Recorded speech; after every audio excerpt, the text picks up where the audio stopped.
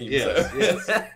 It's like Mr. Rogers over here. It's like, Yeah. won't you be my neighbor? Oh, there's my alarm. It's time to wake up. Isn't that great for a stream? Wake up, everybody. Guys, we hope that you are doing fantastic today. Let us know how you are down in the comments below. Blah, blah, blah. Feedback. We are live on Facebook, Twitch, and YouTube. For all the Facebook peeps, we love you, and we're glad that you're here. But we're not here and for hanging long. out with us. But you need to go to either twitch.tv/Nerdcave Network or youtube.com or youtube.com/Nerdcave. so much .coms. God. Yeah. Or is that good? I don't know. Timothy. Would that be God or is that good? Good. I think it's a Star Wars reference. Like Sidious. Yeah. Sidious, yeah. Good. Yeah. I got you. Because the title is Star Wars Books Are for Nerds. It is. Star Wars Books Are for Nerds. I wanted to be kind of like hyperbolic in a way. Mm-hmm. But then I wanted to be like, That's what we're doing. We're doing today. We're going to be talking about all sorts of Star Wars bookie nerds and stuff and all of that this morning, and we're going to be talking about Light of the Jedi, which is one of the newest books when they started their High Republic series and everything. But we wanted to kind of get started and invite everybody to go to either YouTube or Twitch. So you should totally do that. You should twitch.tv/nerdcave network. Mm-hmm. Hey, nerd, says Amy. Hey, Amy. I could yell it louder and she can hear me. Hey, Amy! Everybody's like, I really enjoy my ears bleeding. No. If you've seen anything I do, I care nothing for your ears. Everyone's always like, rest in peace, earbud users. And I'm like, you know what you signed up for. So, guys, make sure go check us out over there before we get into the conversation and everything. Like, we're going to kill the feed over on Facebook. Mm-hmm. So you need to go over there, check us out there, and join in. Travis says, "Woo, woo, woo, yeah, woo, woo, woo." Yeah, that's exactly what he typed. Woo, because he did it again. Yeah, he did. But yeah, guys, we just hope that you're doing well this morning. I do want to push y'all to those other platforms because those are the ones that we're going to be using.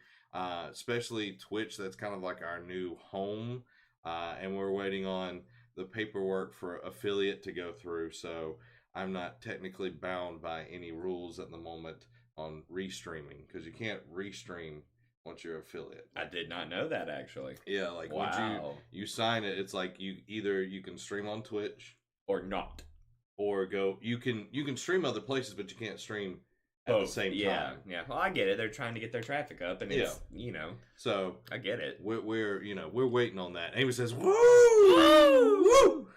She has the exclamation at the mark, so I want to do woo.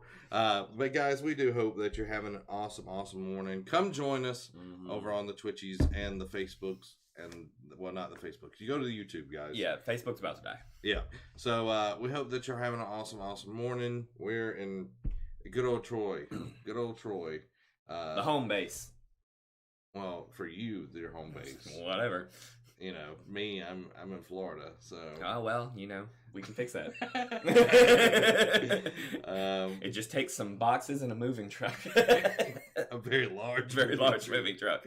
But yeah, guys. Yeah, we're in Troy. We're in Trey's house. You can see the big D20 back there. That people always point out. They're always like, "Whoa, that's a giant D20." Yeah. I remember one stream somebody asked about it, and I brought it up here, and it's big. It's huge. Yeah, it's like the Hobbit in here. You don't think it is as big because of the depth. The ratio. Yeah, and it's just like, oh, okay. It's actually very large. Yeah. It's a pretty cool story, too. When I first started teaching, I started a tabletop club for all the nerdy kids who didn't do anything. Yeah. And so they wanted to have a float in the homecoming parade. Yeah. And turns out one of their dads works at a signs and sculpting area, and they make stuff out of styrofoam. That thing is solid styrofoam. That is dope. They told their dad about it, and he made me a giant D20 out of solid styrofoam. That is great. And then I painted it, put the numbers on it, and I'm like, I don't care what happens. I'm keeping this. This is mine now. You should keep it. You should keep it. Guys, we do hope that you're doing well this morning. I'm going to be starting and putting the link over to Twitch because we want you to join us over there. And if you're over on YouTube, you're good because you're going to get to stay as well today. Mm-hmm. But Facebook, I know you not anymore. You burnt me, so get behind me, Facebook. But we do want all the awesome people that are over on Facebook to come join us. I don't know if this is running through sound or anything, but that's okay. That's okay, guys. We're doing this live. You need a Mandalorian helmet, says Timothy.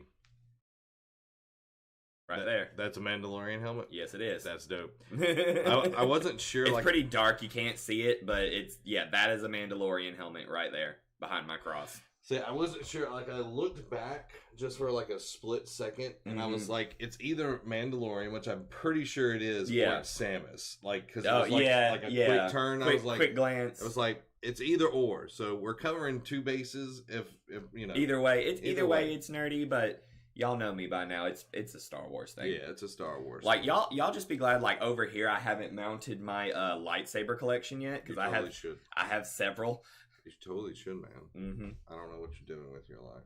I evidently not mounting lightsabers, and I need to get it together. You need to mount those lightsabers. Oh yeah, and I don't know about you, but I am saving up to go to Galaxy's Edge in Disney World. Yeah, and I told Emily, making my lightsaber is all I want to do. Yeah, I don't care about anything else. Yeah, I want to go make my lightsaber and just have my lightsaber. Yeah. I want the blue milk as well. Yeah. That would be nice to see what they say is blue milk. Yeah. Because I have theories on what it is. It's just, food coloring. That's what I really think it is. No, it's like an actual drink and everything. Pastor Jedi says, morning! Woo! Did you take a probiotic? I have not, and I need one. Because my tummy has been a little rumbly. That's married life right there, folks. Your wife jumps on the stream like, did you take your probiotic? I've also got coffee. That can kind of help move things along if you need it. No, it's the opposite. All right, Facebook. Oh, you're one of those people. Facebook, we love you, but we're going to shut the Facebook stream off. Go jump over to, put it in the chat right now, twitch.tv/nerdcavenetwork. We're going to be talking about Star Wars today, so come join us over there and be a part of the discussion. We love you, but we want to see you on Twitch or YouTube, but I'm sending you to Twitch. So, love you, Facebook people. See you over there.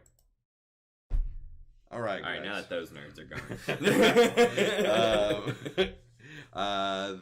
Let's catch up here. Texas W's, you can tip. What? Oh, donate. Okay. Oh, yeah. Brandon, welcome to the stream, buddy. Hope you're doing well this morning. Let's catch up with stream. Good morning. The blue milk is apparently like a tropical smoothie. Yeah, my sister-in-law went and had it. And it's like a... I don't feel like it should be a tropical smoothie, though.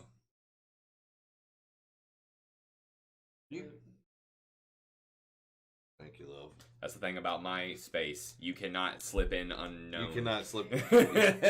Yeah. We would definitely have to, like... When Emily comes on and talks to me off camera, she's, like, at the door, like, peeking around. Because she knows if she comes anywhere in this room, she's in frame. Especially now that I got a nice webcam and it sees more than just my face. Yeah. There she is. Whoa! Whoa! You want my drugs back? Guys, we're taking probiotics. They're not bad drugs. They're not bad drugs. Yeah, you know the bad drugs. Brandon, thank you so much for the $20. That's the donation sound. Now. I told you it was going to happen eventually. No, you didn't. Well, that's the donation sound now. Yeah. It gets my attention. I know when someone gives money, just like Brandon did. Thank you, man. I'm looking at your webcam, and then... And yeah, like, my webcam's here, but then Zach's camera is here. Thank you so much, buddy, for the $20. Like I said, today, we're going to be talking about Star Wars books, and we've been... reading through, okay, Okay, thank you for letting me know. We've been reading through Light of the Jedi. Light of the Jedi. Which is the High Republic book. The first of the new High Republic books. Yeah. Because they've already released 2, and there's a third one coming out, I think, next month? Yeah, I'm not 100% sure. But there's also been comics and magazine stuff and all this kind of goodies and everything. And I'm glad that they are, like, putting forth, like, effort into this new part of the universe and everything. Clearly, like, they're retconning some things from other books, like they mentioned Bacta and everything. Yeah, that was a weird reference. I was like, Brandon, gotta go, man. Have a great stream. Thank you, man. Have a good one, buddy. That you have a great Saturday. Love you and enjoy it. Hopefully, you won't have to work too hard this weekend, man. But yeah, like they brought up Bacta, and it was like this new medical thing, and I'm like, this new Bacta stuff. I'm like, Bane used Bacta, like. Well, in our universe, I know your universe, everything is canon, but you're gonna run into some issues with everything. I'm just like, this is a lie. This is a lie. This is a lie. You're just like Doctor Who. You're like living in all the time streams at one time, and you're just like, yeah. I'm like, I can't help that y'all cannot compute what I'm doing. Exactly. Over here. But yeah, I'm really excited about like the whole universe that they are building. The biggest issue that, like, the book is very interesting. Yes. It doesn't have any at all. I guess, we're on Just Chatting. Well, do you want to keep in Just Chatting? I mean, I'm good with whatever. Okay, we'll keep it. Because we are just chatting. Yeah. This isn't a show yet, guys. No. If you want it to become a show, you need to let us know. Yeah, we gotta come up with a name. Which I still have a list. We have a list. We'll talk about it here in a second. Yeah. I think they're good lists. I have a clipboard, and we can like even do like a vote, but you gotta be over on a Twitchy Rouge to do that. And but the premise of the book is just really interesting because it is several different characters. Yeah, like. The beginning of the book, you're like on this ship, and it's this captain, and I've been this, and I used to be a fighter pilot, and like all this, like okay, cool, like this lady, she's battle hardened, and all this. Like I'm down, let's do it. And then it's like gone that quick, and then like the next character is like, oh, I'm on this, this station where I manage traffic and all of this, and like they build a backstory for it, and then. And it's like, okay, I'm sensing a trend here. Yep. And like they do a good job of establishing multiple characters. But it's like the going wide but not deep. Yes. Sense to the whole book. I think, they start focusing a little bit more throughout the book on some of them. Yeah, it definitely narrows down. But, once it's like, you burned me once, shame on you. You burned me twice. Shame on me. I'm not getting burned a third time. It's like I stopped like caring because like the second guy was like this Twi'lek on this moon. Oh yeah, he's like working up his courage. Like I'm gonna ask her to dinner tonight. Yeah. And you're like man, it's like get it, man, get it. And then it's like it's gone. It's just dead. And it's like what?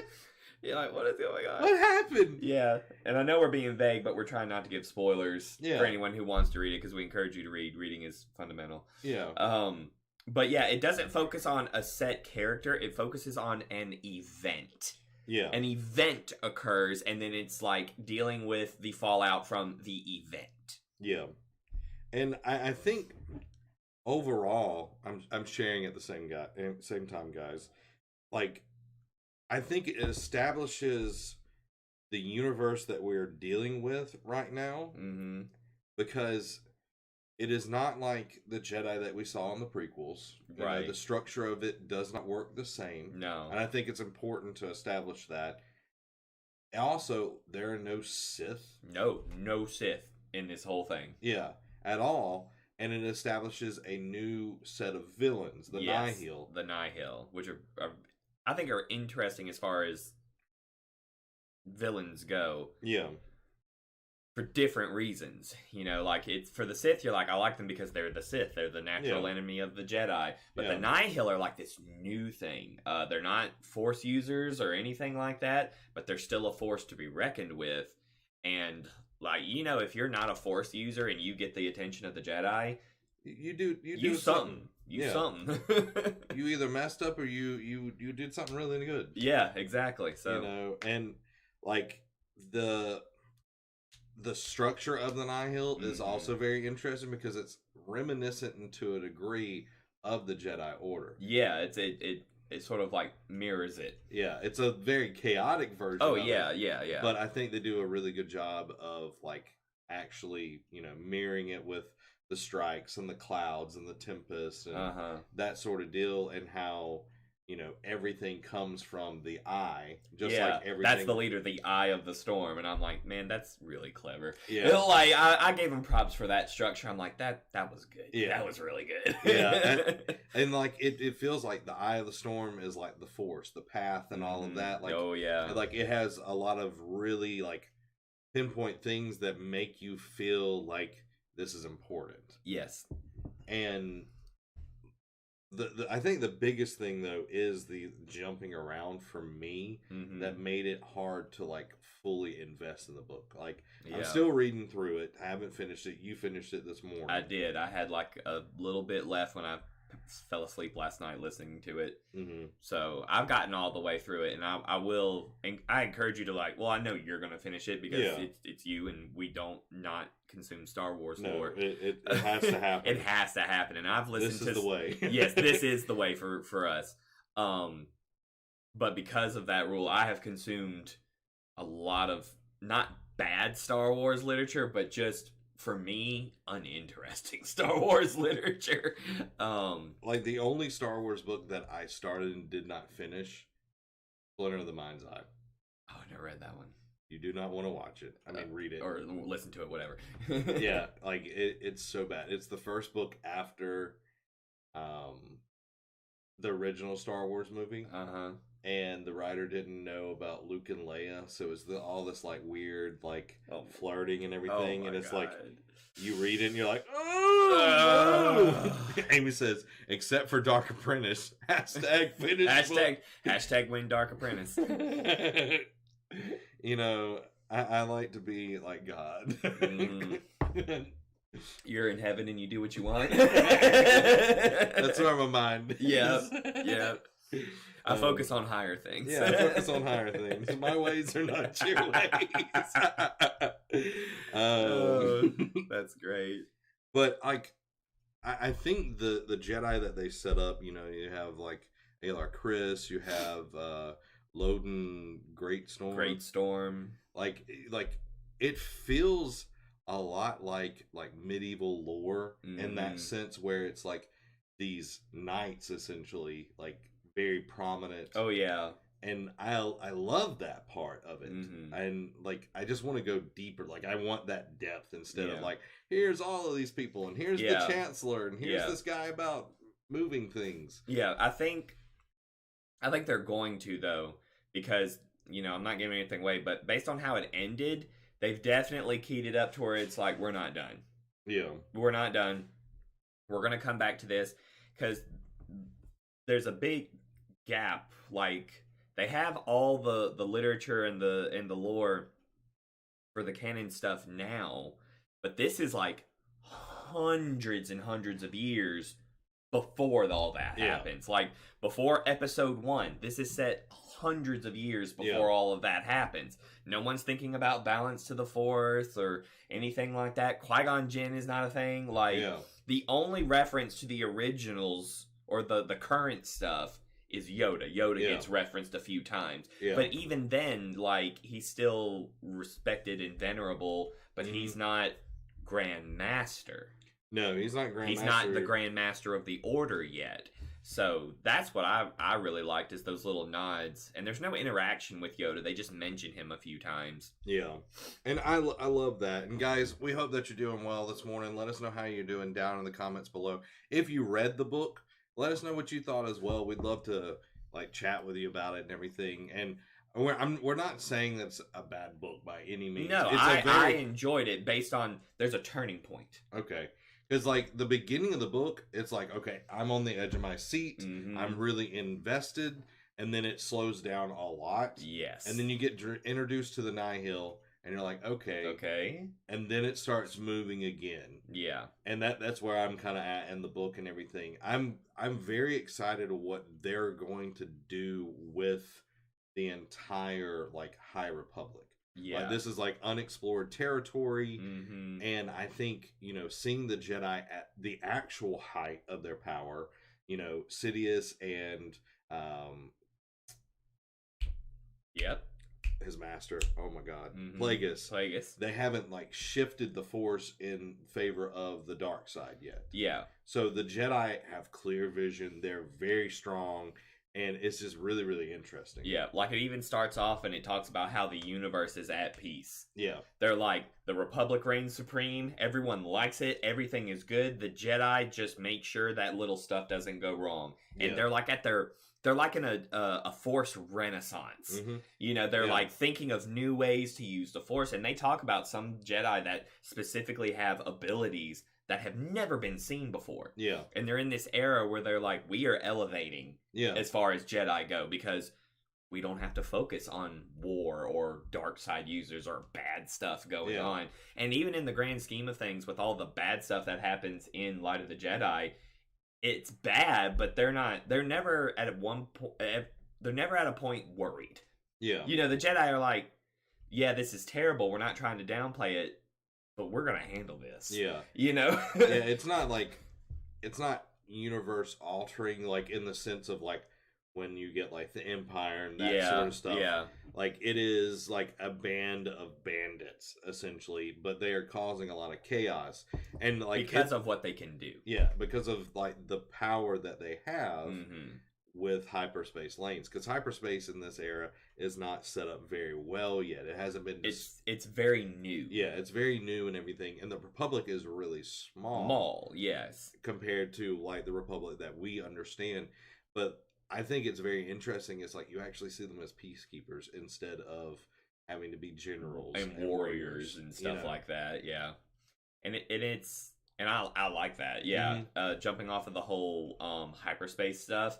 If any of you have ever wondered, like, because they never actually said this is how hyperspace works in Star Wars. Now they have. Yeah. They have straight up said, this is how hyperspace works in our universe. Yeah. So, at one point, it does get very science fiction-y. Yeah. They talk about the science of hyperspace in this book, and it's interesting if you like to dive deep in those kinds of things.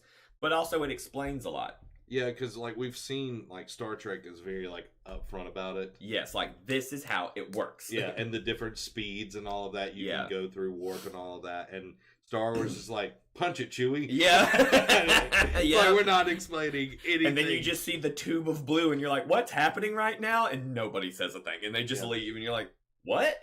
Yeah, and I love that because it's like, you don't have to worry about all the sciencey stuff, but it's like we're so far into this universe, it's like, okay, there is time to answer. We have got to start piecing it together. Yeah. And I think with this, since it is like the beginning of like them discovering this technology and everything, it's like the perfect time to actually explain it.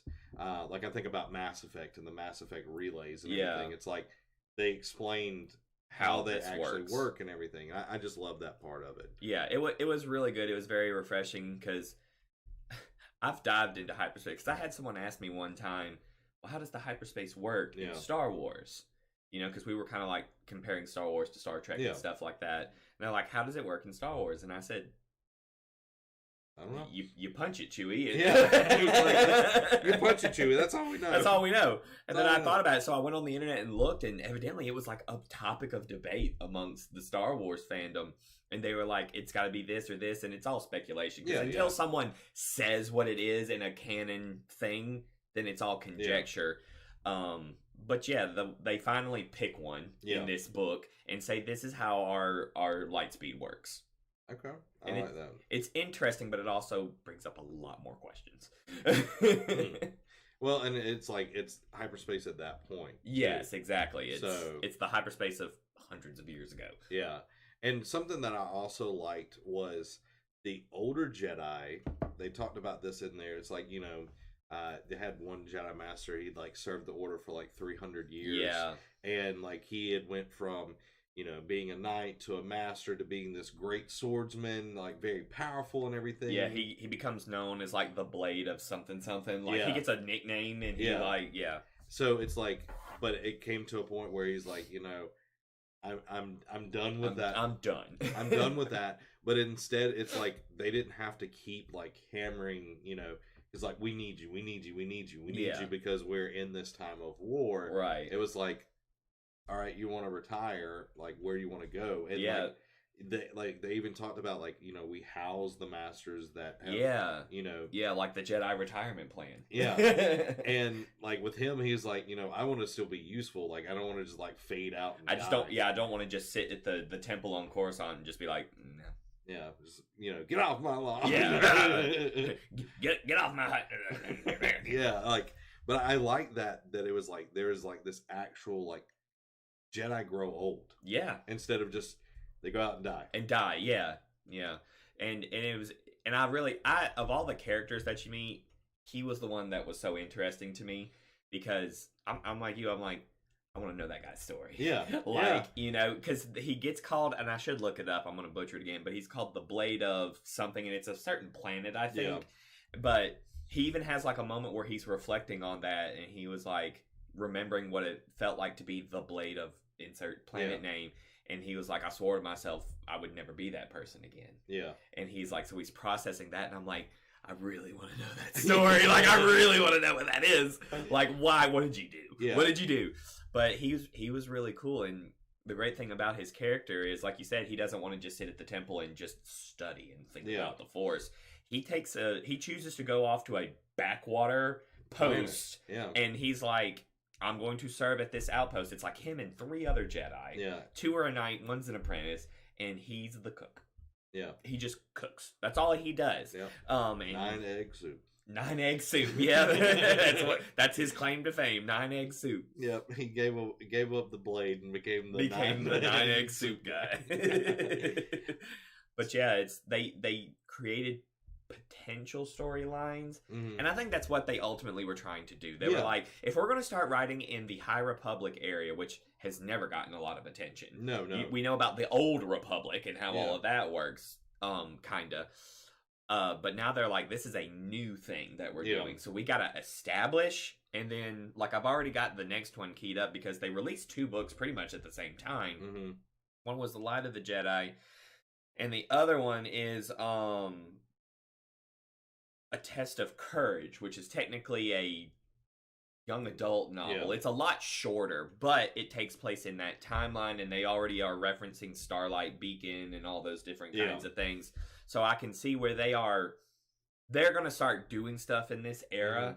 Mm-hmm. What's going to be interesting is if we ever get to the point in the future where that timeline and our current events finally connect. Yeah. Where we can have a seamless transition between High Republic, modern era, Empire, and all of that stuff. Because it's a big jump. Yeah, it's a big jump, and I love, like, they've already got the piece that matters to a lot of people, Yoda. Yeah. Like, they've already got Yoda in place, and, like, we said earlier, it's like they mention Yoda, and I love how they mention him, like, especially, like, when Alar Chris is, like, battle meditating, and, like, all the Jedi start, putting their mind to it, and it's like, I sense Master Yoda, and like wherever he is. Yeah, and like the way like she described like how he like touches the Force was very, very interesting. Yeah.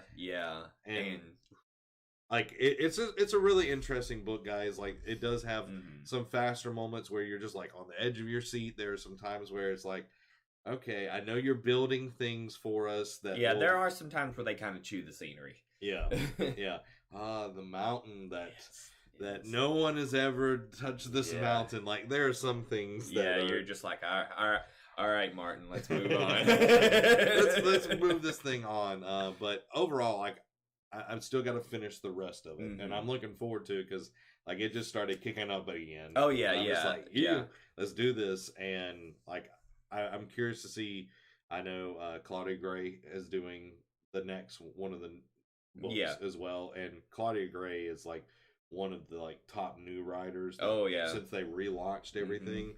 So like everything that she's written, I've really enjoyed. Like it was the Blood one that she did with like Leia. Dark Prince. No, not Dark Apprentice. Not Dark Apprentice. Not Dark Apprentice. It was. But yeah, I know what you're talking about. Yeah, it was the one where Leia is like.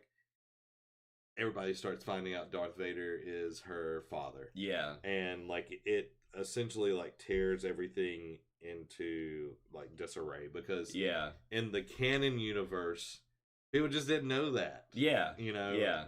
So it was like that was a huge deal. I'm trying to look up because it does bring up a good question. Yeah, okay.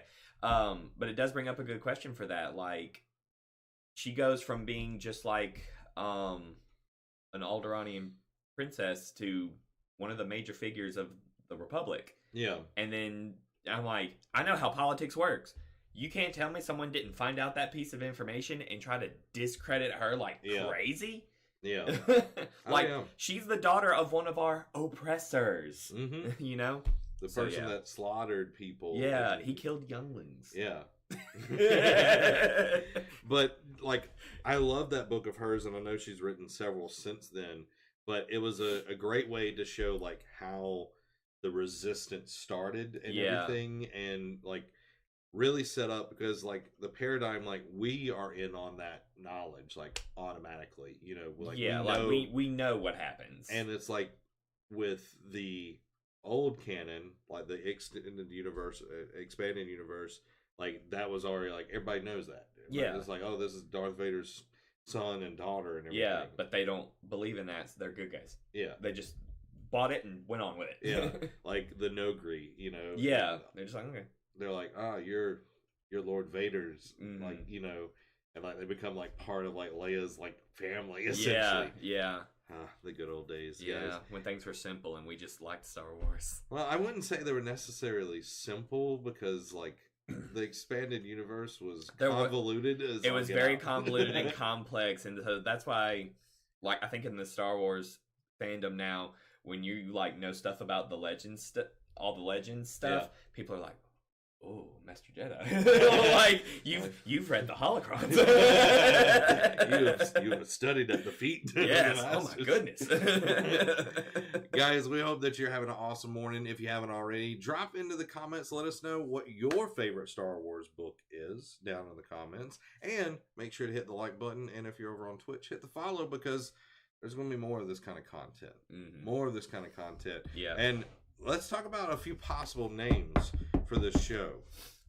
Yeah, so when we first, because the first episode, or I guess the pilot that we did, you and I talked about the end of The Mandalorian and all of that. Great video. I highly recommend you go and check it out. Yes. Because it's funny, because me and Zach had never done it before, and we were like, we got to stay on topic, and then we talked about it for like 15 minutes, and then Emily's like, y'all got 15 more minutes, and then we just nerded for the last 15 really hard.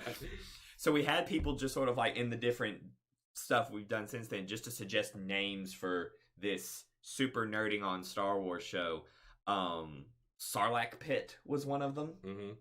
The Hoth Spot, which is good. Like Hotspot. Yeah. Gamorrean Gaming, which would be cool if we could like play Star Wars and talk about Star Wars, which might be something we could do when we do SWTOR. Yeah, yeah. That would be fun. Han's Heroes. I like that. I like Han's Heroes. Sith Seekers. I like that one. The Blue Milk Cafe. Death Star Harbors. Stories of the First Empire. The Kessel Company. Jaunty Jedis. I do like the Jaunty Jedis. That's a pretty good one. Amy says, "You are my fave Star Wars. You are my fave Star Wars book. You are my only source for the books." Yeah, that works out. And don't do the Sarlacc Pit. Yeah, that's why I was like, she's like, don't do the pit thing. Pod racing. Oh yeah, we scratched that one out. The Womp Rats. This one's my favorite. Yoda-ling with Zach and Trey. The Hans Duo. And what is that? I can't read my own handwriting. something bites. I'll figure it out later. Chronicle bites. I don't know. I'll probably think about it later. I don't know. Sorry if that was your suggestion. I just butchered it.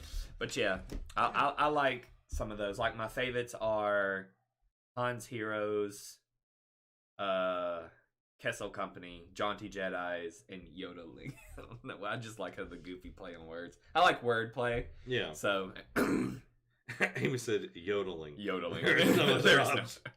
Yeah, so we'll figure it out, guys, and we might do a poll, which we could do a poll. We could do a poll. And just see what y'all are thinking. What are y'all thinking? You know what I mean? Yeah. So Trey, tell me about your favorite Star Wars book while I write this. Like of all of them? Yeah, all of them. Oh God. The real canon. Oh no. Well, that's a loaded thing for you. When you say the real canon, you mean everything. Yeah, everything. You mean absolutely everything. My absolute favorite to this day is it's the one that kind of got me going deeper into Star Wars stuff. Like when I was younger, I had seen the movies and all that stuff, and I knew everything about that. Spent a lot of time on Wikipedia just learning about the different stuff. But then when I realized there are books, I was like, what? Because I've always been a reader. It was the Young Jedi Knight series by Kevin Anderson. Specifically the first one, Heirs to the Force, I think it was called. His was Jedi Search. You sure? Yep. His first one was Jedi Search. It was the new Jedi Academy. Or the Jedi Academy trilogy. I'm thinking of something different. Hold on, I got it on my shelf. Let me just go grab it. So guys, while Trey, Travis, it's a travesty, y'all.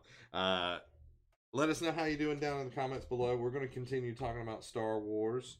And you should let us know how you're doing, because we love that you're here hanging out with us and enjoying time together. So it was Yodeling with Zach and Trey, Jaunting Jedi, the Kessel Company. Yep, that was a good one.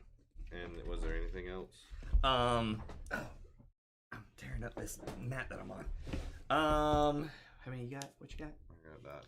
Yodeling, John Jez, the Kessel Company. I'm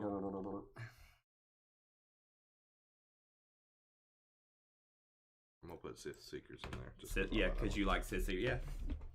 I mean, I guess you get an input. It is. We got to balance it out since we got something Jedi in here. That's spelled Jaunting, right? Jaunty. Jaunty Jedi. Okay. Is it just with a Y? Sure, why not? There we go. All right, poll is. We'll put it all in Galactic Basic later, anyway. Yeah. That was a nerd. Yeah, but this is the one I was talking about. Heirs to the Force. I've never read that one. What? Yeah, guys, this right here is what got me started in Star Wars. It's probably all shiny and refocusing. Yeah, there we go. I'm doing the same thing. But yeah, Young Jedi Knights, Heirs of the Force. This is what he wrote this part of this series with his wife Rebecca Moesta, and this is what got me started in Star Wars books. So like this has got a very soft spot in my heart because it was just so cool. And of course, when they switched the canon, I was like, but I had such high hopes. Yeah, because I wanted this to be real. Yeah. Because it's about Han and Leia's children. So is this Jason and Jaina? Yes. Okay. Yeah. It's Jason and Jaina, and basically the whole series follows, like, Luke has reestablished the Jedi Order. This is after it's all over, and we're going to keep going with all of this. And they're part of, like, one of his early groups. So this is after the Jedi Academy has been established. Yes. Okay. So Dark Apprentice has already happened. Yeah. I wouldn't know. I would never finished it. But yeah, it's really cool, and it dives into, at least this for me as a young person. Yeah, it was like I get to see what it could possibly be like to become a Jedi. Yeah, like you go through, like one is all about them building their lightsabers. Oh, dope. Yes, and they go into the detail of it and everything, and so this is like favorite of all time just because it got me into the lore. Now I've read some other ones that are just phenomenal. Yeah, because like you said, you got some great writers in the Star Wars. You got some not so great writers, but yeah, sometimes. The vetting process is way more intense now, though. Yeah. They don't let just anybody write Star Wars. No. And what's funny is Kevin J. Anderson was also my first Star Wars author. Yeah. Because my friend Trevor lent me the book Jedi Search. Because his dad got it like when it first came out. Like it was that original set that he got back in like the 80s or whatever. Yeah. And I read it, and like before then I didn't really enjoy reading. Right. Because like I struggled with reading as a kid and everything. And it was just like reading is just for nerds. Well, no, it was just like reading is just because I have to like learn something. So it was a necessity for survival. Yeah, and it was like something that I struggled with, but I enjoyed reading certain things. Not to get off on a tangent, but like Dr. Dolittle, I love that book. Yeah. It took me forever to read when I was in 3rd grade But you read it. But I read it Exactly. It was an accomplishment for me. Yeah. And then like the Big Red series, I don't know if like. It's like a whole like dog series. I was about to be like, they wrote a series on the chewing gum? No, it's like Irish setters. Okay. It's really good. It's really good. Yeah, that's awesome. So like that was like the thing that I read, and it was like, okay, I've read, but like there was nothing that like I've got to read. Right. And then I got that book, and it started. And that's when I got to read. Yeah, I got to read, and like it became like a really bad thing because like I would read so much, and I would spend so much on books. Oh yeah. I was that kid like when certain books that I wanted to come out, I was the kid that was pre-ordering books, and I was in line. Yeah. You know, like when the Harry Potter series got big and famous, and everyone was like standing in line for books again. I'm looking around and I'm like, why am I waiting more than 20 seconds to get my book? Because I'm used to like being the one person like, yes, I pre-ordered for a book, and they were like, oh, this came out today. You must really like it. I'm like, yeah, bye, I gotta go. Yeah, and I'm like reading it as I'm walking to the car, you know? Yeah. And I would stay up hours and read. Like there were days and nights that I did not sleep because I just got so engrossed in literature. And of course my mom is like, you should sleep, but he's reading. Yeah. Like how do you tell him stop reading? This is a good thing. Yes. This is a good thing. Yeah. And like I definitely felt that, and it was like getting out of high school into college, and like especially like the summers, it's like I would like have a stack of Star Wars books, and like I would just start reading. And like it was to the point it's like my parents would like try to talk to me, and I was like, let me finish my chapter. Yeah, you're like, hold on. It's like please don't interrupt me. I was way more mean about it, but I was like, do not interrupt me when I'm reading. But like I think that love is like definitely transferred into other things that I like. Oh yeah, now. Absolutely. But I just really enjoyed Jedi Search for sure, like that trilogy, because it got me started.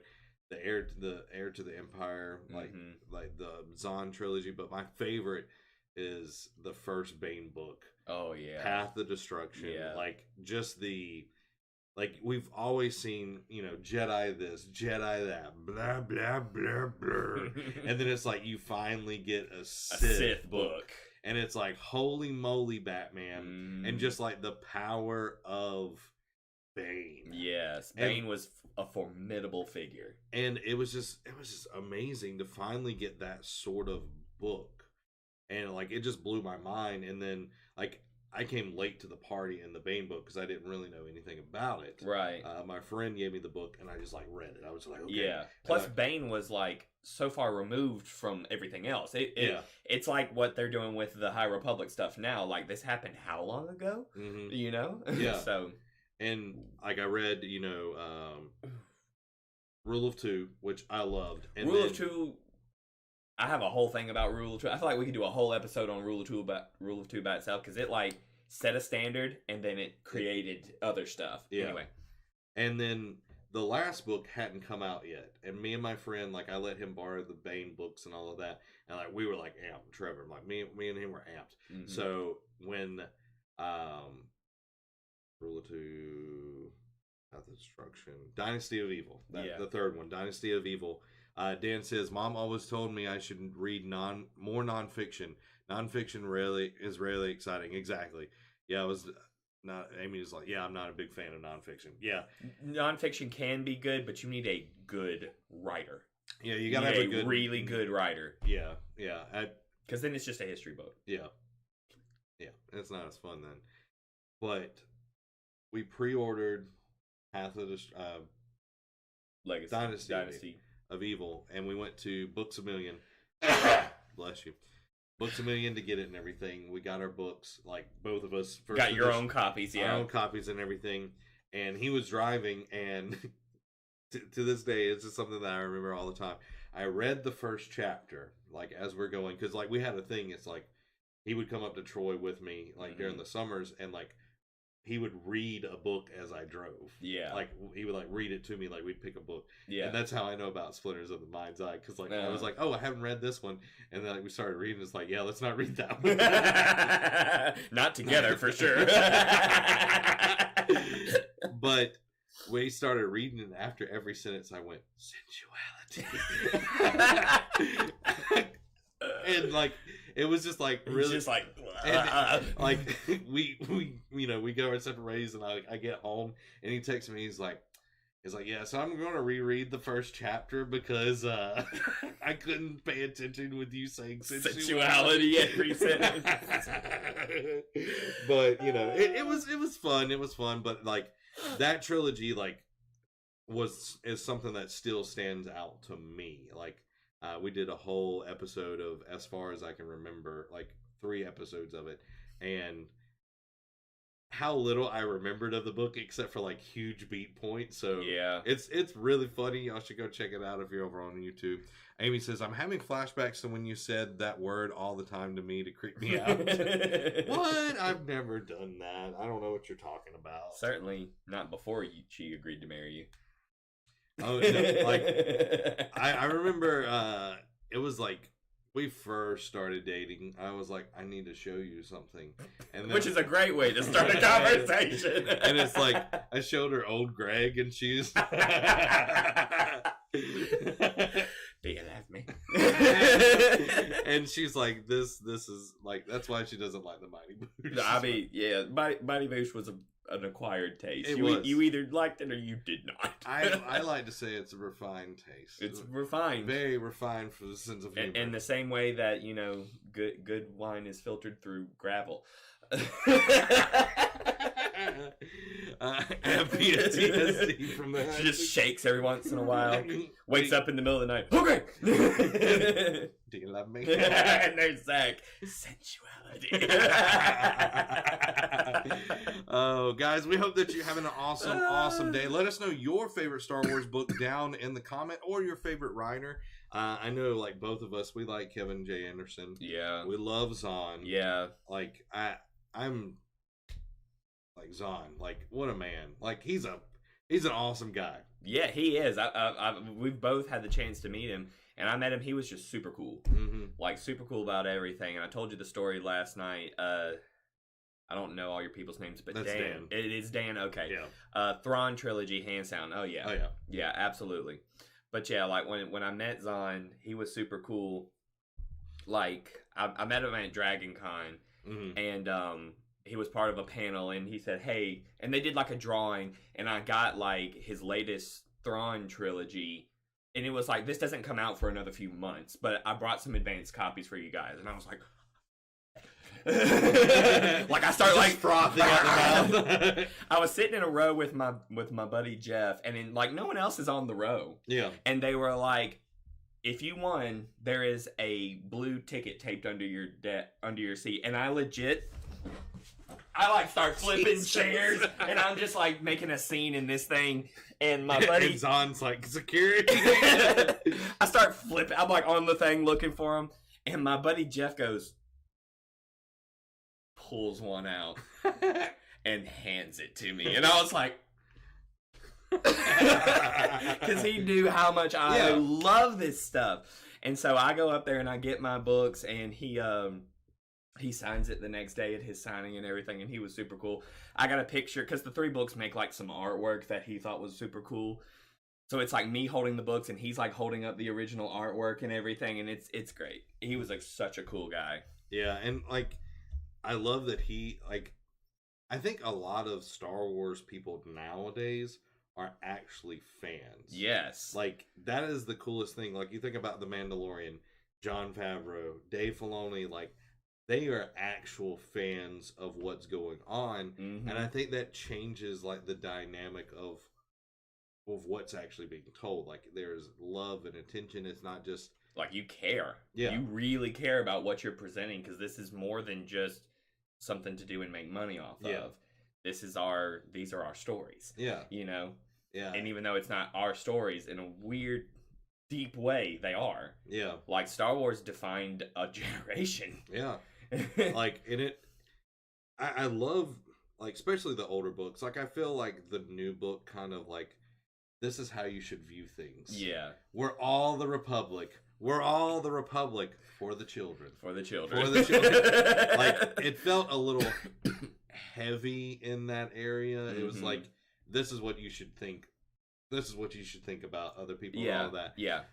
The older Star Wars did it in a very, like, subtle way that I think is more effective, in my opinion. Because, like, seeing how the Emperor mistreated people, how he, you know, did not like aliens, all this kind of stuff. It's like, oh, that's really like weird. Like, I don't want to be like that guy. One, he's evil, but it's like, you shouldn't, you know, think of people for being less than if they're different. And it was weird. Like, that was their way of like teaching us to be accepting people without, I mean, if you really want to boil it down to, they were like, don't be a racist. Yeah.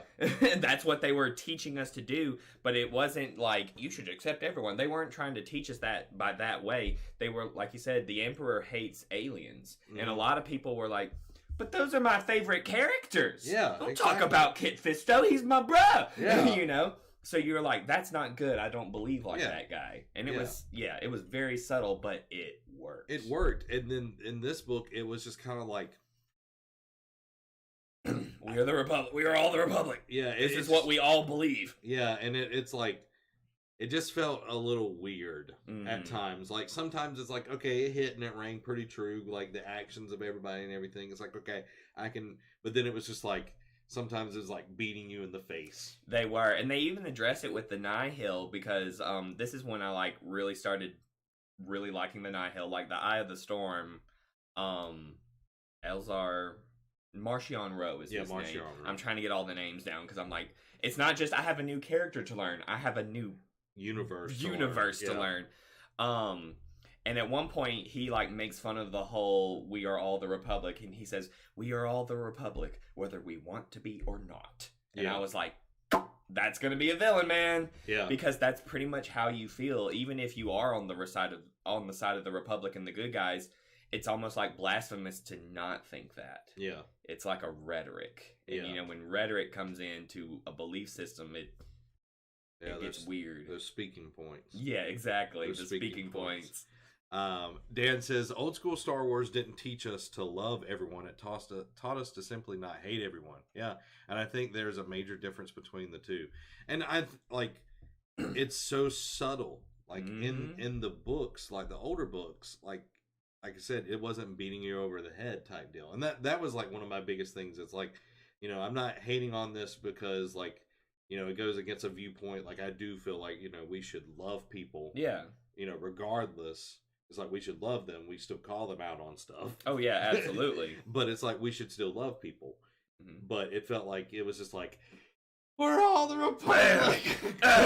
We are the Republic. And like it got to the point. It's like it was cliche. Yeah, you know. And it was like the first time it was said, it was like, okay, that's kind of cool. And then they kept saying it and kept saying it. And kept saying it. And you're like, what? Yeah. It was like if you don't say it, there's a sniper somewhere that's going to take you out. Yeah. Yeah, like the chancellor like has like snipers just throughout the Republic. Like you see the laser. We're all the Republic. Yes, we are the Republic, and it just sort of like goes away. Yeah, but I think that's also their way of like subtly hinting, like you can already see how this cannot last. Because when you try to get everyone thinking the exact same way, of course it can't last. Yeah. Because not everyone thinks the same way. So I feel like they're going to... Because, you know, you write about the natural rebelliousness of humanoids. You can't just say people.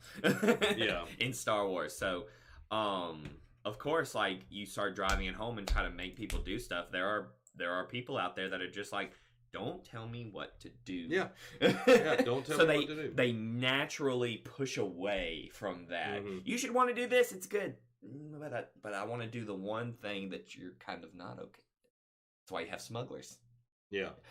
You should do this and work for us and make money. And it's like, but I can make more money by smuggling. Yeah. Or you could join the military and serve for a better cause. And they're like, or I could be a mercenary. Yeah. Or a bounty hunter. It's like, it's risk reward is much greater, but it's like, I'm not having to follow orders. The rules. Yeah. Yeah. Which just goes back to the whole balance of the force debate. You know, for every bit of good, there is evil to balance it out. Yeah. So far, Jaunty Jedi is winning. Is it? At 100%. How many people have voted, though, is the question. I'm not sure. Guys, make sure to vote on our poll. We're looking for our name. Not saying that this is like the name. Definitive, yeah, but these are some of our favorites. These are, there we go. That's big. Yeah. Do you like that transition from one aspect ratio to the other? Yeah, and I love that it's like you have to like go down and around. I do not have consistent monitors, so I accidentally stole Trey's like cable like back in December, and I've been holding it hostage for a month. So, but he got it back this morning. I got it. It's right there. Yep. So, I know we're almost at an hour. Oh, and I kind of want to go a little bit longer. Hey man, I'm good. We ain't got to be anywhere till later on tonight. Yeah. So we'll order a sandwich and we'll like eat it on stream. Turn it into a mukbang. Yeah, that's how you eat. That's how I eat, guys. That is exactly how I eat. I'm curious. What are your? I know you talked about your favorite. Like you had to pick one. Mm-hmm. Let's do. I kind of want to do like a non-canon and then a canon top 5. The two. Yeah. See, I've read way more Legends than canon. Yeah. Way more. Yeah. Man.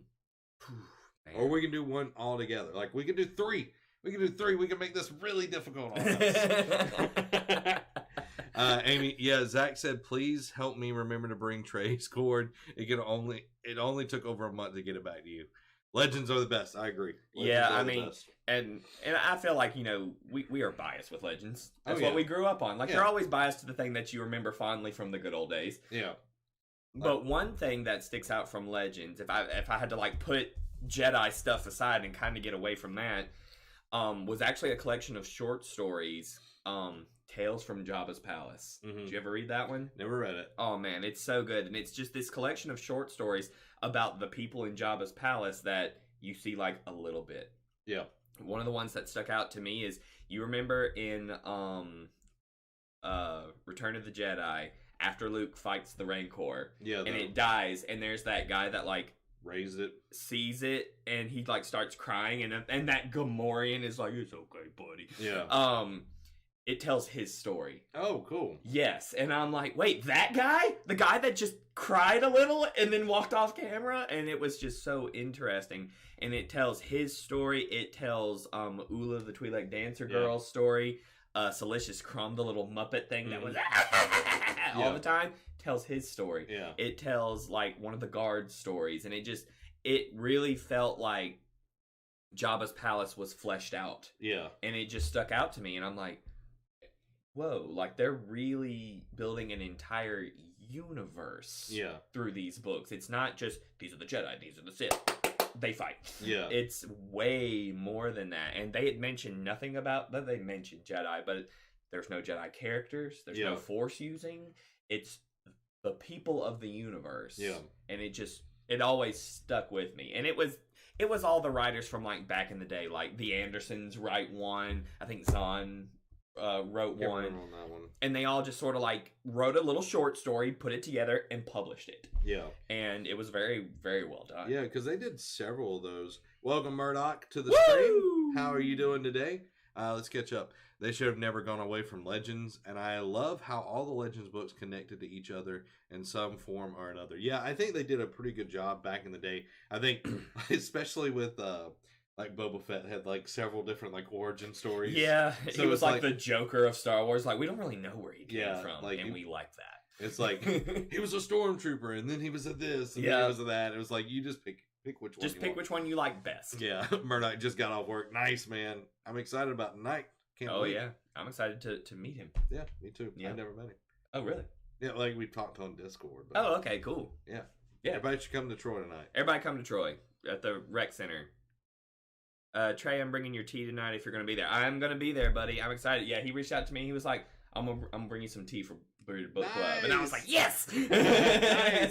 Nice. Which, can I plug Book Club real quick? Yeah, go ahead. All right, so if you guys like talking about books, not just Star Wars, but just books in general, I have another channel called Bearded Book Club. We are on YouTube, Facebook, and Twitch. It's all the same. The logo is like a beard with BBC, which I'm still waiting for the cease and desist on BBC. Because I kind of want it to happen so I can be like, look, they finally contacted me and told me to stop it. Because, you know, when you're small town, they're just like, stop it. Yeah. They don't do nothing to you because they know it would ruin you. Yeah. So, yeah, it's Bearded Book Club. We just get together every Sunday at 6 p.m. Central Time to just... I read a book and we discuss it and we have a good time. I've been wanting to do it for a long time and I'm like, that won't be a thing. But then when I met Zach and he would like read on streams and stuff, and I'm like, I want to do that. I want a channel that just does that. So we got it going and it's kind of grown from there. But the people choose the books. It's not just me saying we're reading this. Like whenever we pick a book, it's called The Choosing. And we have like this whole tournament style thing where we pick a new book, and it was great when we did our recent choosing and we landed on the Arthurian Legends and we read one session of it and everyone was like, all right, new book, screw this. So now we have to like, I'm not going to do a whole nother choosing, but we're going to probably switch books. Yeah. But yeah, you guys should go like, follow, subscribe, do all those things. We also have a Patreon where you could get swag. Yep. Amy said, hashtag, what does that say? Trey stole ideas from us. Yeah. Yeah, straight up. I'll wear that t-shirt. We get royalties from Bearded Book Club now. Yep. Even though we're patron support. Yeah. It's a cycle. It's a circle. Yeah. The choosings are fun because basically it's me trying to like organize the polls and stuff, and Zach just saying I'm crooked and doing it the way I want to do it. And he's like, this is all a sham election. He's going to do what he wants.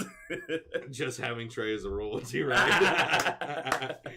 You know, but yeah, when you see crookedness, you've got to call it out, guys. So that's what I do here, guys. I keep people in line, and that's, you know. Yeah, I'm the crooked politician, but you're like the Illuminati behind the crooked politicians. I don't know what you're talking about. Exactly. We're all the Republic. We are all the Republic for the children. For me, one book that I really enjoyed, like in the Legends, I call it canon, taking a play from a certain part. Anyway, moving on from that one. To kind of take off from what you were saying, so not Jedi book. There's two. I'll do one, and then we'll go back to you. I'll do the other one. Yeah. The Bounty Hunter Wars. That was book. so good. Like that trilogy where you're following Boba Fett. You're getting to learn about the Guild. You're Bosk and Zusk and Dengar. I always loved IG-88. That was such an interesting concept to me. Yeah. A droid bounty hunter. Yeah. And just like how Boba Fett is the best. Not was. Is the best. Yeah. And how he did his own thing. He didn't need anybody. And the whole run-in with like Prince Zizor and the Black Sun and all of this kind of stuff. It's very, very interesting. And then they had like this spider creature that had like all this information that would like give Boba information. Like it was just this really interesting like set of 3 books. But like you saw like Boba Fett, like even though he was, you know, a lone wolf and everything, like he still had character development where, you know, like there was a dancer that was in Jabba's palace that he like helped get out of there and everything. And then you saw how he got out of the Sarlacc pit and like how Dengar helped him and just all of these cool things. And like just that whole trajectory and everything, and taking down Prince Zizor, because you saw him from Shadows of the Empire, which is an amazing book, not just a game, guys. Yeah. The book is phenomenal. The book's always better. Yes. Well, phenomenal. most of the time. Yeah. Phenomenal. So I definitely, like, if you haven't read the Bounty Hunter Wars book, really good. Like, not the Tales of the Bounty Hunters, I haven't read that one, but the Bounty Hunter Wars book, there's 3 of them. And you can offset it with the old video game Bounty Hunter. Oh, yeah. It's clunky as all get up, but it's still a good game. Yeah. We're going to have a whole thing about Star Wars video games now. We will, guys. Yeah, there's so much to talk about, which is, I think, why one of the reasons we got so excited about the idea of this show is that, one, we can actually trek with each other. Yeah. You know, like, I can hit really hard and you'll get it. Yeah. Like, oh, what did I say earlier? And you were like, that was a deep nerd. What was it? I can't remember. Oh, we just said it not that long ago. Oh, it was Galactic Basic. Yeah, and you were like, whoa. But also just the sheer fact that there's so much of Star Wars, like, we could do this forever. Yeah. And because they're still making Star Wars. Like, there's going to be new stuff, and it's not just us waxing poetic about the good old days. Yeah, exactly. When our lightsabers were attached to our power sources at our hips. Yeah. The pools. So, what's another book that you would put in your top non-canon, I guess? Top non-canon stuff. Oh, anything to do with Yuuzhan Vong. Oh, yeah. Because I got excited about that. It was so interesting, and I'm still praying that one day they bring the Yuuzhan Vong into canon, because it was such an interesting concept where it was like, there's this new race of aliens that are coming from, like, another galaxy. Yeah. And everyone's like, all right, big deal. And they're like, yeah, but they're evil, and they aren't affected by the Force. Mm-hmm. And I'm like, what? Yeah. The Force flows through all of us. Like, it completely, like, turned. Yeah. On, like, we are all children of the Force. We are all influenced by this. It flows through every living creature, but not those guys. Yeah. And that's why the Jedi were like, how do I fight how do I do this? You know, because you can't just, like they were devoid of Force. Like, mind tricks doesn't get through. You can't even Force lift them. Yeah. Because just when the Force gets close to the Yuuzhan Vong, it stops. Yeah, it's like the ESR barrier or whatever, the little creatures that Thrawn would use. Yes, exactly. Like, it's just... And so the concept of there being a universe out there that's possibly devoid of the Force. Yeah. Because even that was... And the great thing about the Yuuzhan Vong is that even the Sith were like, what? Because you can't oppress what you can't control. Yeah. So the Jedi couldn't help, the Sith couldn't control it, and they were like, like, everyone was just floored. Like, we had no idea what to do. Well, and, like, to the point their military capabilities were phenomenal. Yeah. They were, like, the quintessential bad guy. They're like when Thanos comes on the scene, and you're just like, oh, snap.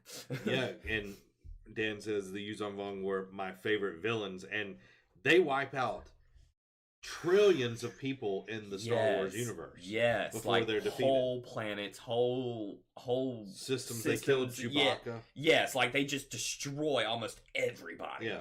And so to me, that just it stuck out so much, and I'm like, that was serious, man. And I need to do more research into it. I just remember reading like 1 or 2 books about it, and I was just like, it just floored me. Yeah, because that. You take away the Force from Star Wars, you've got a whole new story. Yeah. It's completely different now. Yeah.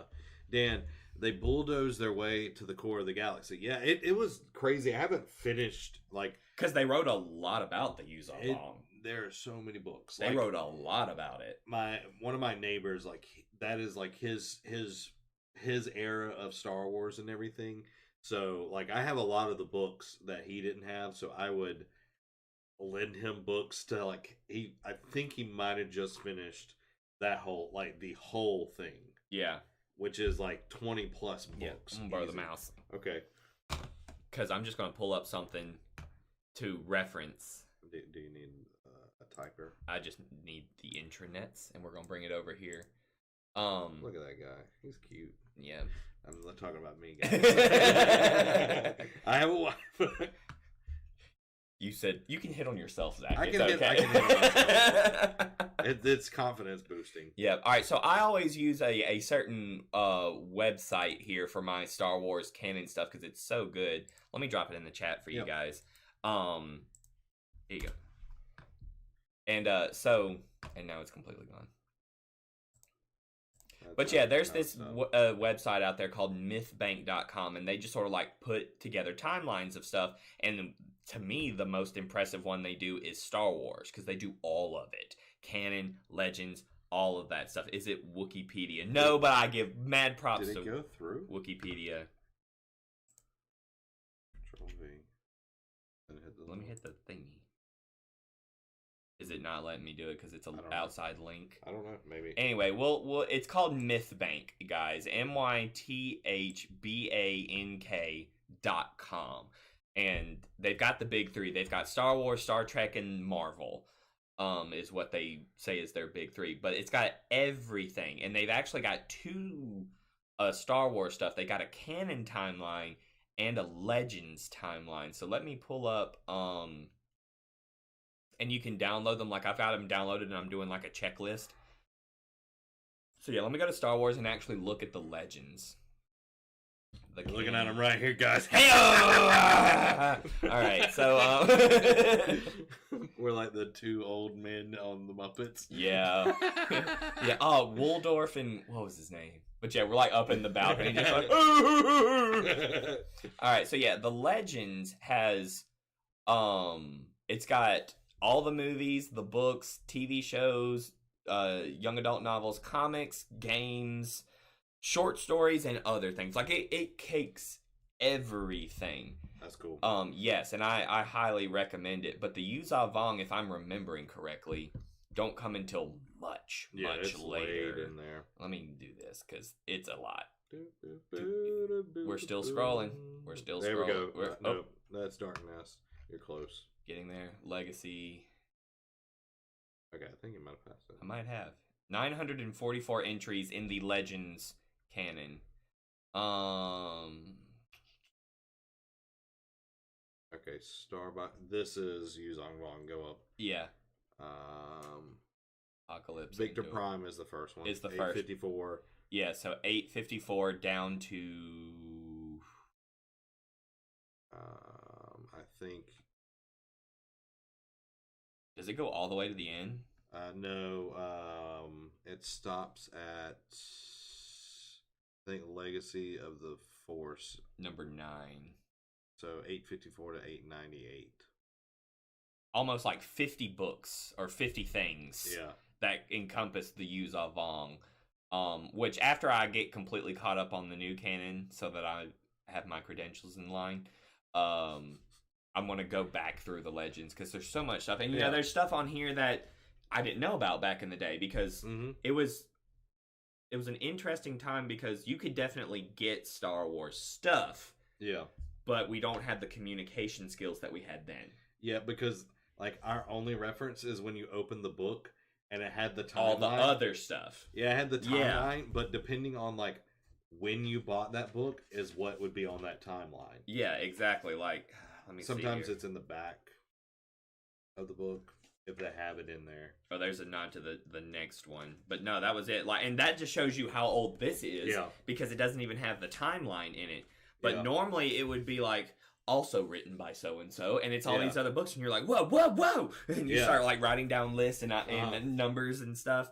So you had to go and find it yourself because it wasn't like you could just get online and watch a Star Wars show and you're like, what is that one? What is that one? Yeah. You had to find it. Yeah, you had to find it. And I think that made it almost more fun. It was like an Easter egg hunt. Yeah, like you were Indiana Jones going after the lore. But it was almost like sometimes you'd get books that were just like in the middle of like a story and you're like, I don't know what's going on. I have no idea. I don't know what's going on. Like there was Darksaber was definitely one like that.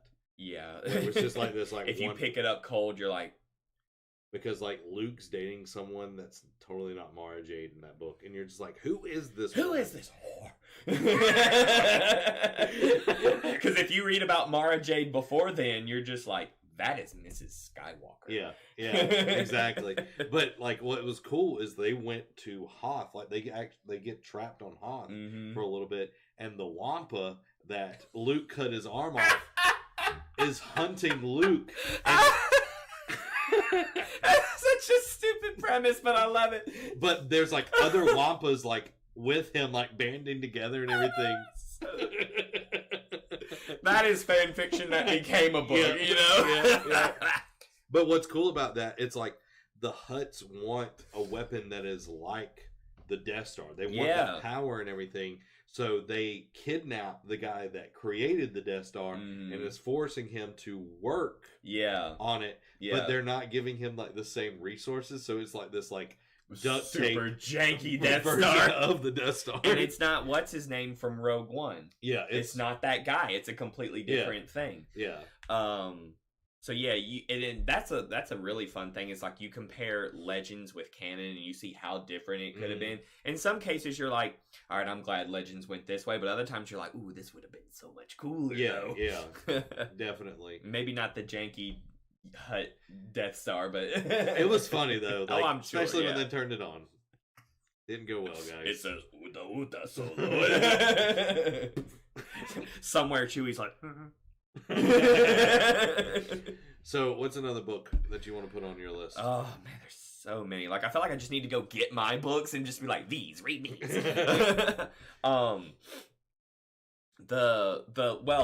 Later on, this gets explored a little bit more and they really flesh it out. And about the time that Mara Jade comes into it, because that's when Luke is like, he does away with the whole Jedi don't get attached thing. Yeah. He's like, actually, it makes us stronger. Yeah. To have someone, I know I keep messing with my hair, but it's all weird because it's growing out.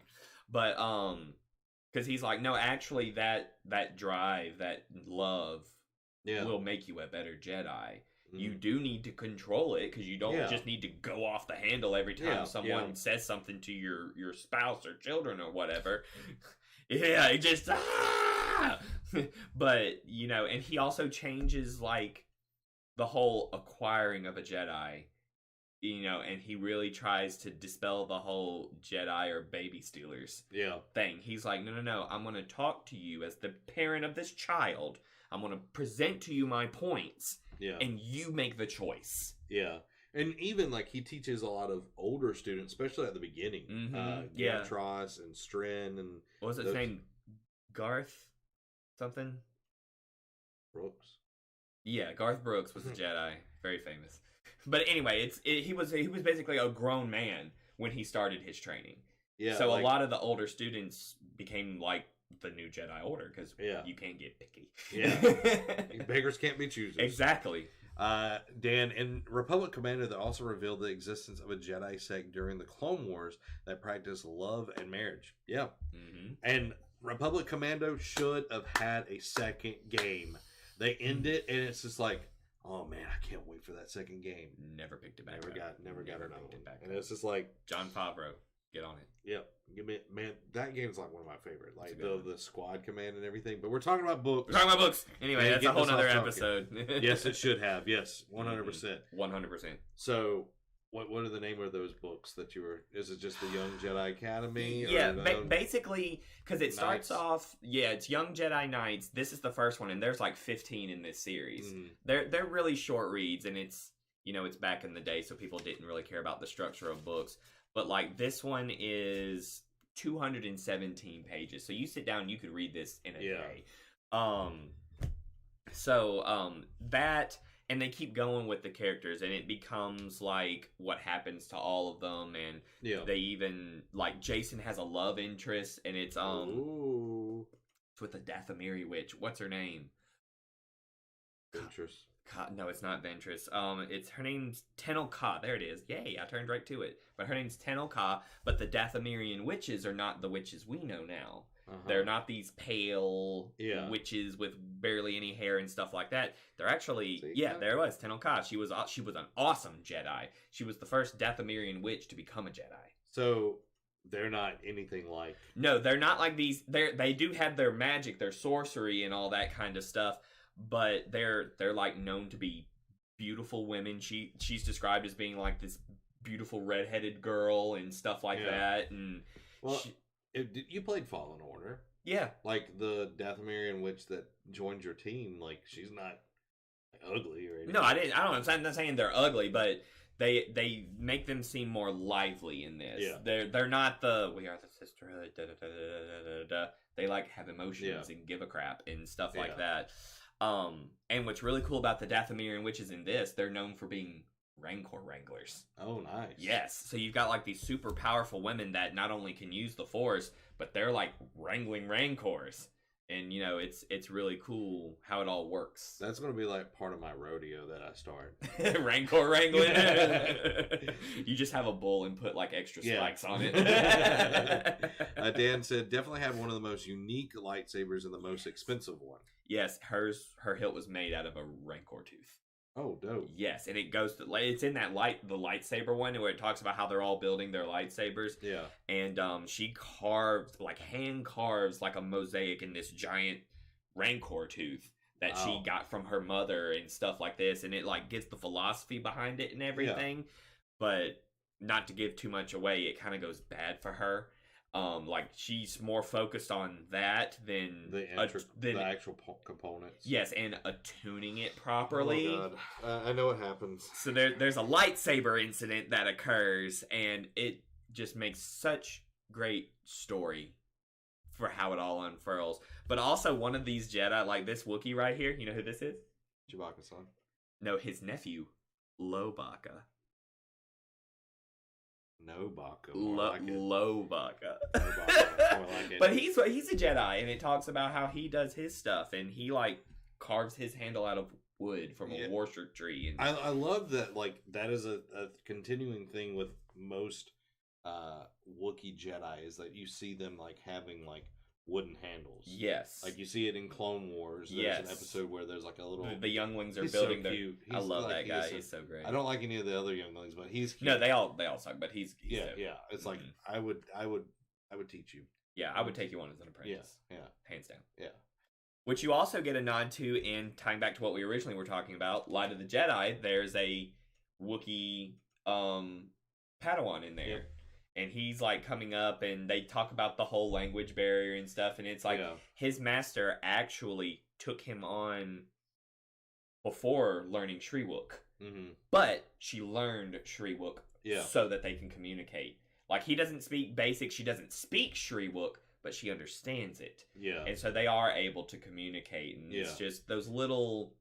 They really do focus on the relationships without calling them relationships, but like the master Padawan apprentice and stuff like that, and they explore those things, and they even like talk about how they like this one Jedi, he's like talking to this other one that he respects, and they like came up together and stuff like that, and he's basically saying like we should go on this mission together, or I just like being near you. And she's like, whoa there, hotshot, we don't form attachments. And he's like, I'm just... And she's like, I'm joking with you, it would be an honor. So there's like Jedi flirting going on. You could tell that the whole we don't form like even then they're like, it's not that big of a deal. Right, like should we forbid Jedi to have those relationships?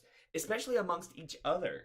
Yeah. You know, because you both get it. Yeah. You both understand the ups and downs of it all. And I think like Yoda being in this time, I think there's going to be something that causes him to like focus on that for the Order. Yes. Like I feel like there's going to be some sort of like rift essentially in the Jedi because there was some sort of attachment formed, and then it's going to cause like imbalances in the Force. Yeah. Can I camp on Yoda for a little bit? Yeah. So, without giving away spoilers, Yoda is mentioned 3 times in Light of the Jedi. One is, like you said, the Force user is like connecting everyone in a battle, and they mention Yoda. A second time is towards the very end, and he's like there for a ceremony of some kind, and it talks about how he has a group of younglings with him that he recently took on as his group apprentice. Yeah. Like he basically said, in charge of these younglings, I am. Everyone shut up. Like, he takes personal responsibility for a specific group of younglings. So, of course, I'm like, why? Yeah. Why are you taking a whole group of apprentices? Why? Why, Yoda? Tell me your ways. Yeah. But that's it. They don't ever talk about it. And then a third time is when you actually see the Jedi Council convening. And there's a, they talk about, all the different Jedi which are on there, which Oppo Rensis is there. You remember him, the snake guy?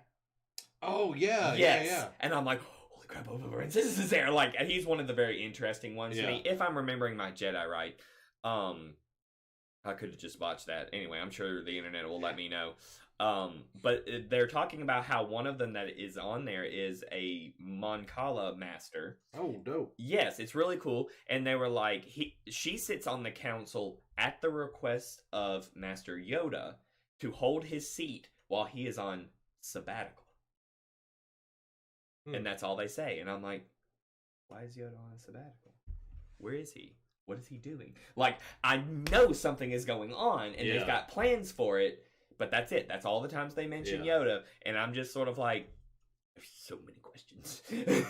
Like, and I think it's because, like, they don't want to, like, hinge this whole story on Yoda. No, so absolutely not. That's not what they were going for. Yeah, and it's like, just a little bit here and there, just to, tide people over. Whet your appetite a little. Because it's like, yes, we know Yoda's here, and this is young Yoda. Yeah, younger Yoda. Yeah, younger He's Yoda. still a master of wide respect and renown. Yeah.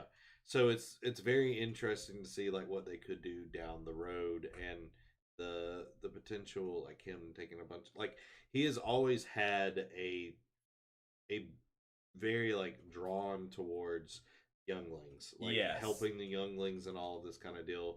I think about Dark Rendezvous, Yoda Dark Rendezvous, very interesting book. Very interesting. I read it book in the last few months, and like his not attachment, just like his love for helping the younglings. Like, there's one called Scout where she's not strong in the Force, but she is determined. She figures things out. She's very smart because she doesn't have as much Force powers. Right. So, like, he constantly is, like, helping her get to that. But it's also, like, the opposite where it's talking about, like, Dooku, like, how he was so powerful in the Force, and, like, how it all turned out and everything. It's a very, very good book if you haven't read it. Yeah. And the Dooku book, what was it? I Jedi? Is it I Jedi? No, I Jedi is like in the Republic era. Yeah. Oh, yeah. You're talking about it's like Dooku. Yeah, basically it's Dooku's story and about how he eventually becomes a Sith and stuff like that. And it's an interesting structure because it's Asajj Ventress trying to learn things about Dooku. Yeah. So yeah, and you learn about when Yoda chose Dooku as his apprentice. Yeah. And why? Because by that point, like, he is... I'm pretty sure he's the Grand Master of the Order or something like that. But, like, Yoda hadn't taken an apprentice in a long time. Yeah. Because he's Grand Master. I'm doing all the Grand Mastery stuff. I'm running the Jedi Order. Yeah. And then he was just sort of like, I'll take him. And everyone's like... Yeah. And then they look at Dooku, and Dooku's like, wait, what? Yeah. Because at that point, you didn't even think Yoda took apprentices anymore. Yeah. So it was very interesting. Yeah, and like I haven't read that book, but I've like heard, like him and like Sifo Dyas, like their relationship and how all that goes. Yeah. So like I'm really looking forward to getting into that book. So the other book that I wanted to point out that I like non-canon is the Han Solo trilogy. Paradise Snare, and then I can't remember the rest of them, the names of them. Right. But it is so interesting. Like, you can see some things in the Solo movie, but where Han actually, it wasn't like I've got, like, this is my only way off this planet to, like, join the Empire or whatever. Like, he grew up, he was raised by a Wookiee, and he was taught to be a thief and a smuggler. Like, he worked on the ship. He would go down every day on Corellia and be a pickpocket. Yeah. And everything. And this Wookiee was raising him and making sure that he was okay and all this kind of stuff. Which explains why he can speak and understand Shriwook. Exactly. So it's like those things, like being, make sure to take care of. Yeah. And then he joins the Empire because he wants a better life, and like the Wookiee mom passes away. Yeah. Which is sad. But wants to be a pilot, and that's the only way he's going to be able to get to become a pilot. Right, because he's a good pilot. Yeah, and like he actually tries to fit into the status quo. The status quo. Actually, that's the second book. But like Jack, oh my god! The first book, like he becomes a smuggler and everything, and he's working for this group of people that have like this. It's essentially like a cult, and like they're keeping people like high on spice, and like they're funneling their money out, and then like they have like slaves and all of this kind of stuff. But this group is like ran by the Hutts like cousins, like they're different species, but they're like the cousins of the Hutts and everything. Yeah, the butts. Yeah, the butts. But it's just very, very interesting because it is like it sets up like he has not Chewie, but he has like a. It's like the cat creatures. Yeah. Ah, right. It's what. Yeah. You know what I'm talking about. Like that's like his first like Chewbacca. Like he has that guy like as his friend and everything, and he falls in love with this girl that is at this like cult camp, and like he gets her out of it and everything, and like he takes her off world, like he like essentially helps take down this whole thing. Yeah, that's very reminiscent of the Solo movie. Like you could tell they probably pulled from that. Yeah, so it's a lot of stuff. And then like he starts like they go to Coruscant so he can go to the best academy, which is on Coruscant for Navy training and everything. And like she's having like this really hard time of like getting off the spice and like figuring out what life is actually supposed to mean and everything. And like he's so in love with her, and then she leaves him. Ooh. And like it utterly destroys Han. Like it just crushes him. Like he leaves the academy and everything, and that's when he starts falling into doing everything else. But like it is such a fantastic series, and that makes sense for why he's so freaking surly. Yeah, when Leia comes into it, because he's like, "Are you freaking kidding me?" Right now? Yeah, because he obviously he doesn't trust women at that point. Because the one I cared about left me. Yeah. So why are you any different? Yeah, I like that. Yeah, it's really good. And I think it's like Crispin is the name of the author. It's the only time A.C. Crispin, I want to say, is the author. Only time wrote any Star Wars books, and it is amazing. What was the first one called? Paradise Snare. Paradise Snare. I'm gonna find it on the list. Maybe. Anyway. Find? Oh yeah, maybe that's it. Nope, that's cast. We're not casting it. Guys, we hope that you're having an awesome day. If you haven't already, make sure to hit the like button if you're over on YouTube. Make sure that you hit the follow button. Paradise. Paradise.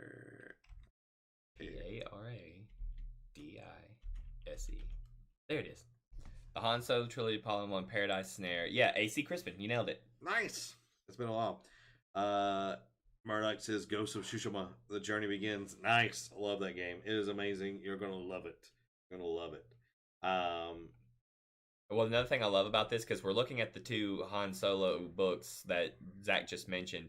The Han Solo Trilogy Volume 1 Paradise Snare happens, and then comics, short stories, more comics, more short stories, and then the second one. So I love how these guys really pay attention to when stuff happens. Yeah. And then there's one more, go for a little bit further down. Second one's Hutt Gambit, and then at Star's End? No, it's A.C. Crispin. It'll be like Han Solo Trilogy number 3. Yeah. There it is. Wow, Rebel a lot of stuff happens in between there. Like he does other stuff. Yeah.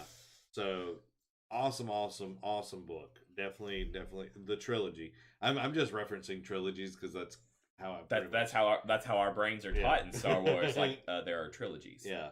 And then 3 trilogies make a series. Yeah. There's only one duology that I stand by. And that's Vectors of the Past, Visions of the Future. Have you never read that? I don't think I have. It's actually. On? I guess that's like one of the few that I haven't gotten. You gotta read it, man. You're gonna love it. You're gonna love it. It's really, really good. Like,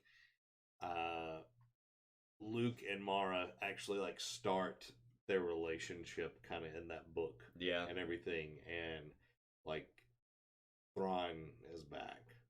Nice. Yeah. Nice. But Paleon is like older and like he's like won over all of the Empire and everything, Mm-hmm. and he's pretty much tired of fighting. Gotcha.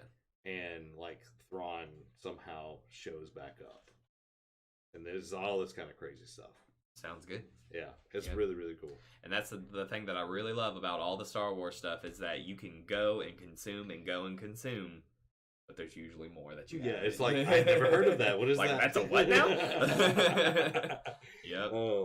Well, guys, I think we're going to wrap it up here, unless you want to add more books to the list. No, I mean, we could, but, Yeah, I'm getting famished, guys. Yeah. We do appreciate you hanging out with us this morning and chatting Star Wars. If you want to see more of it, definitely let us know, because we want to make this something. We want to make this a show and everything. And if it might be a live stream where we just chat, and I kind of like that, where it's just like people can interact with. Yeah, like it's an organic thing. Yeah. And then we could do like episodes if we need to talk about something specific. Yeah. Yeah. Like we did with Mando. And I'm sure we might do that for Book of Boba Fett when it comes out. That'd be good. That would be good. Hopefully, So many questions. Hopefully it'll be the real Boba Fett and not like, I'm Crime Lord Boba Fett. Yeah. It's like, that doesn't work. That doesn't work. But guys, we hope that y'all have a wonderful, wonderful rest of the weekend. Stay safe. Come to Troy to the Vine Church tonight. It'll be awesome. Yep. If you're in the area. Or if you're not. Yeah, just you got a few hours. Get in the car. Let's go. Don't forget your wallet. Yeah. Yeah, I forgot my wallet. So, whatever. But guys, love y'all. Y'all have a great weekend, and thank you, Trey, for coming on. Absolutely. Thank you for doing this in my room.